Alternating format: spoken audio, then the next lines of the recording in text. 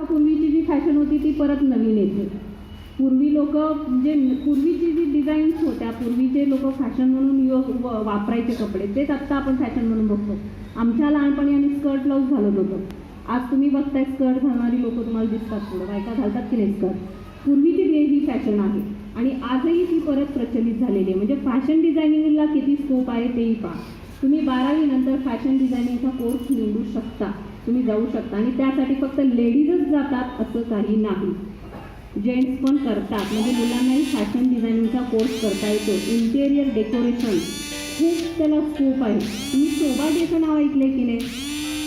शोभा day माहिती आहे, लेखिका आहेत, इंग्लिशमध्ये रायटिंग करत असतात, इंग्लिश लिटरेचरच्या त्या लेखिका आहेत. त्या फॅशन डिझायनर नाही आहेत पण इंटेरियर डेकोरेटर आहेत. आजही त्या इंटेरियर करून देतात, डिझाईन्स करून देतात. ज्याचं स्केच चांगलं आहे, ज्याला आपण ड्रॉइंग म्हणतो, त्या व्यक्ती ह्या डिझायनिंगमध्ये उतरू शकतात.